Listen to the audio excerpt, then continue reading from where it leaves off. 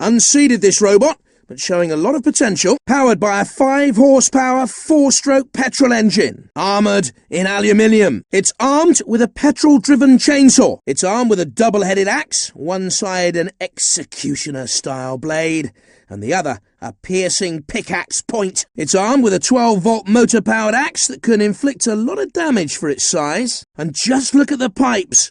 Obviously lots of technical wizardry going on in there.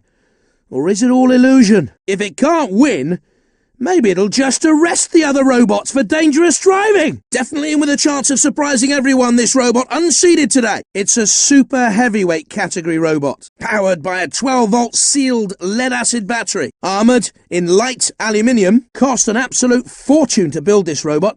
Let's hope it was worth it for them. Great things are expected from this robot, seeded as it is, first in the competition. It's a super heavyweight contender, relying on a 12-volt sealed lead-acid battery for power, armoured in steel and very resilient to being cut or burnt. This is one of the most expensive robots we have competing today. Nothing was too good for this team. Seeded fourth in the competition, this robot isn't to be taken lightly. It's a super heavyweight competitor. This wedge shape, very popular among our roboteers, gives them the advantage of being able to get in underneath and tip opponents, of course. Powered by a 12-volt sealed lead-acid battery. Armoured in Kevlar, it's armed with a custom-made carbon steel cutting disc, which the team claims will cut through almost anything. It's armed with a vicious spring-powered axe. It's armed with a 15-centimetre titanium ramming spike. No expense spared on this robot. Let's hope the results live up to expectations, or someone's going to want a refund. This robot is seeded fifth, and it's likely to be a serious contender. It's a heavyweight robot. It's shaped like a kind of domed wedge, powered by a 3-horsepower 2-stroke petrol engine, armoured in aluminium. Can this light armour stand up to the punishment here in the arena? It's armed with a hardened steel circular saw, powered by the petrol motor from a garden strimmer. It's armed with a huge 22 tons of crushing power from those jaws of life. The team also say that a huge amount of money's been spent building this robot. Let's see how that helps in the arena then.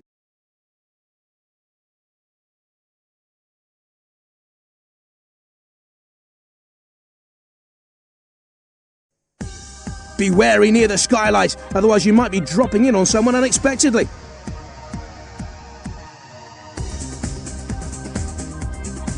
The fans can blow you upwards if they have enough power, so be careful, otherwise you might end up a floating duck. The sides of the building make a great place to push robots off. Be wary though, or you may end up as street pizza yourself. The generators are brimming with electricity to power all that neon. They can give you a nasty shock if you get too close.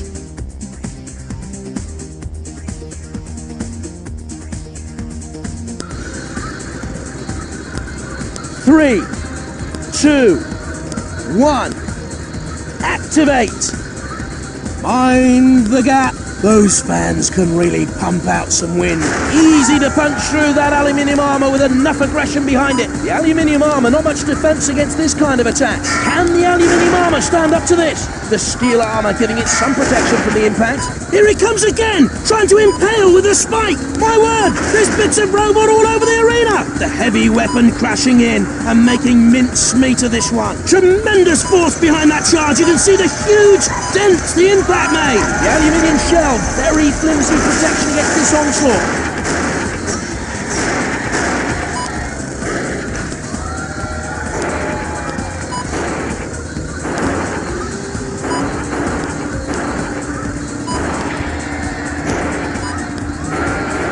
Coming in for the kill with all its weight behind it.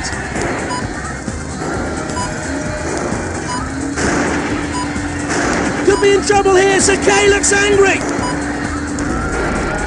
They've made robot pizza of themselves. Oh, not very clever really, was it? Very nice to look at either. Charging in with tremendous force! Keep away from the CPZs if you know what's good for you. Oh, this could hurt if Shunt sticks his axe in. Look out for dead metal's claws, or it could be curtains. And into Sir Killalot CPZ, and he's not pleased. Look out for that saw, or the sparks might really begin to fly. Oh, and they do now.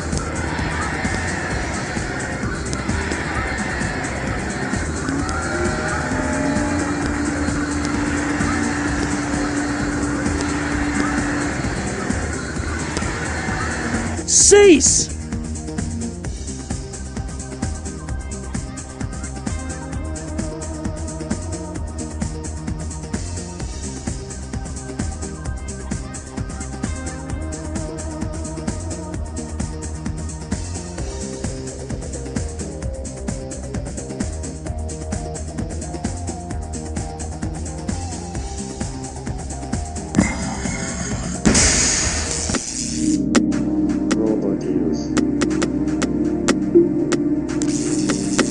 Prepare yourselves.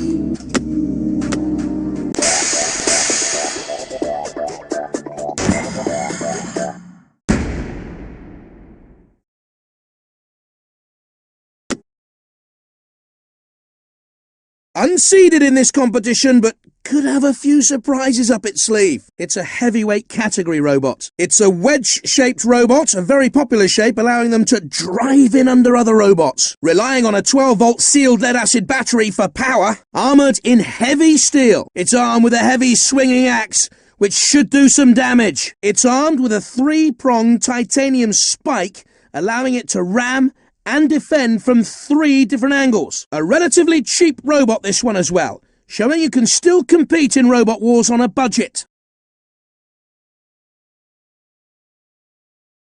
Unseeded this time, but no slouch, this robot could do well. It's a lightweight robot. This is a high wedge-shaped robot, very popular shape, allowing them to drive under other robots. Powered by a 12-volt nickel-cadmium battery pack, armoured in polycarbonate. It's armed with an electric pickaxe that can strike 3 times a second. Cost an absolute fortune to build this robot.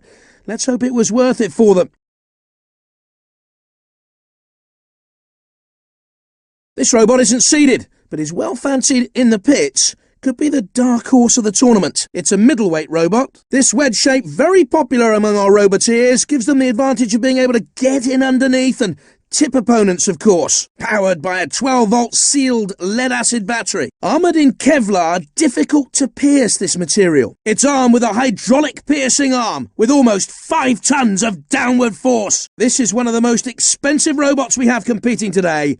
Nothing was too good for this team. Very highly rated robot, this one. It's seeded second. It's a super heavyweight robot. It's a sort of box wedge-shaped robot with all the advantages of a wedge for tipping opponents over. Powered by a 24-volt sealed lead-acid battery, shielded with steel, and very resilient to being cut or burnt. It's armed with a heavy-duty torch cutter designed to blast molten metal and gas at extreme temperatures.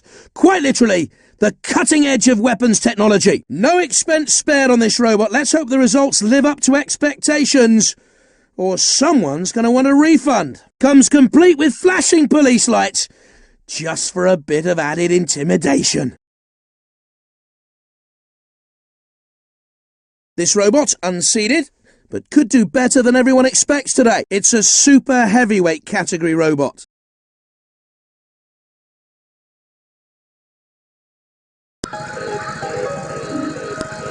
Three, 2, 1, activate! Mind the gap! Getting a bit close to the generators there, they might get a bit of a shock. Those fans can really pump out some wind. Not easy to smash through that polycarbonate shell. Not too hard to cut into the aluminium, but it's putting up a brave fight.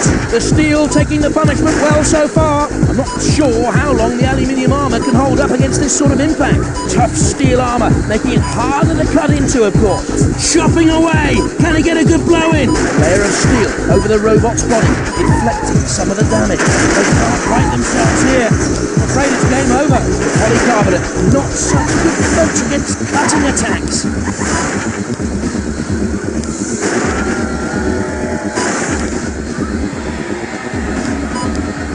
Oh, that's a bit close to Sir Killalot for comfort. Look at Shunt's axe gleaming. He's just raring to go. And he's heading straight in on a collision course.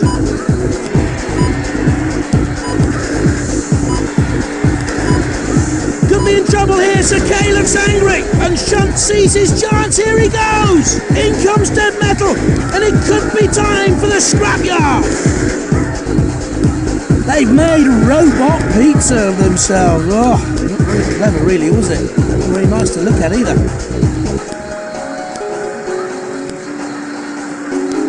Cease!